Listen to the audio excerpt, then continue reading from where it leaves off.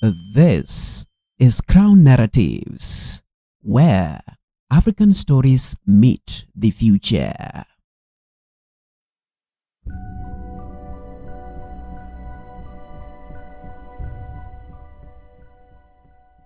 Imagine standing on the shores of the Indian Ocean. The year is 1498.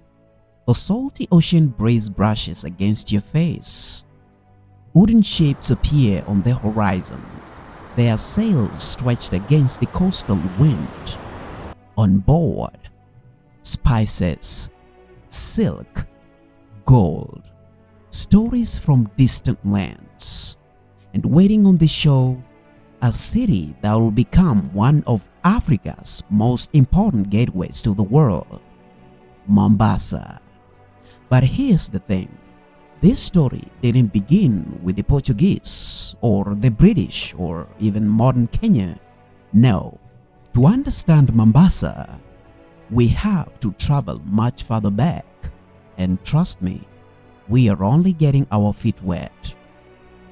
Long before modern maps existed, long before airplanes connected continents, the East African coast was already buzzing with activity. You're asking, how? Simple. Location. Mombasa sat at the crossroads of powerful trade routes linking Africa, Arabia, Persia, India, and eventually Europe. The city wasn't just near the ocean was its lifeline. Every season, monsoon winds carried traders across the Indian Ocean, and within them came goods, ideas, languages, religions, cultures. One ship arrived carrying spices, another brought textiles, another carried merchants searching for opportunity. And just like that, Mombasa became a melting pot long before globalization became a buzzword. As trade expanded, so did Mombasa's influence. Imagine the scene. The harbor crowded with dhows, merchants negotiating deals, sailors unloading cargo. The air filled with the sounds of different languages: Arabic, Persian, Bantu dialects, and eventually Swahili, a language born from centuries of interaction and exchange. Because this wasn't simply a city, it was a meeting point of civilizations, and little by little, its identity was taking shape. Then came a turning point. The year was 1498. A Portuguese explorer named Vasco da Gama arrived on the East African coast, and boom! The balance of power began to shift. European powers had discovered a valuable gateway to the riches of the Indian Ocean. What followed was competition, conflict, and control. The Portuguese eventually established their presence in Mombasa, not because they loved the city, but because they understood its value. Control Mombasa and you control access to one of the world's most important trade networks. And that's where things get fascinating. In 1593, the Portuguese built Fort Jesus. Massive stone walls rose above the coastline. Cannons pointed towards the sea. The fort became both a military stronghold and a symbol of power.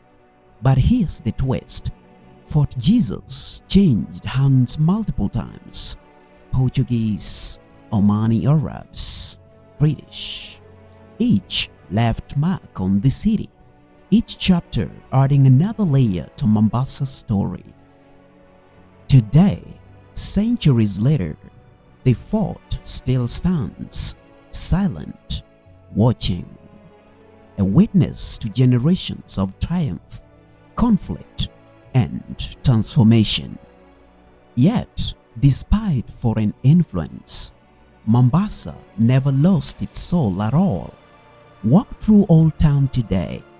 Narrow streets twist between historic buildings. Intricately carved wooden doors tell stories of craftsmanship and culture. Mosques stand beside colonial architecture.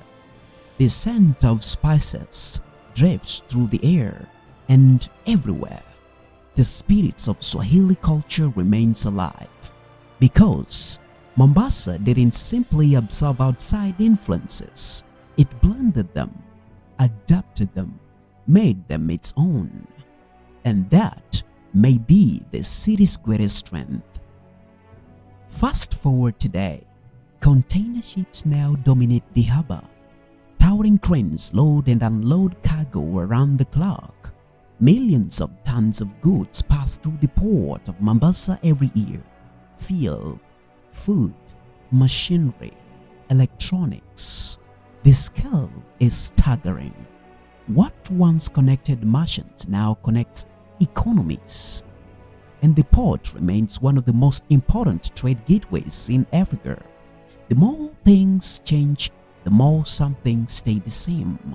Mombasa is still doing what it has always done, connecting worlds. But the story isn't over just yet, not even close. New infrastructure projects continue reshaping the region. Tourism remains a vital industry. Technology is changing how trade operates, and younger generations are finding new ways to preserve their cultural heritage while embracing the future. The city stands between two worlds, history behind it, opportunity ahead, and perhaps that's where Mombasa has always been strongest, at the crossroads. As the sun sets over the Indian Ocean, the harbor remains alive. Ships continue arriving, ships continue leaving, just as they have for centuries.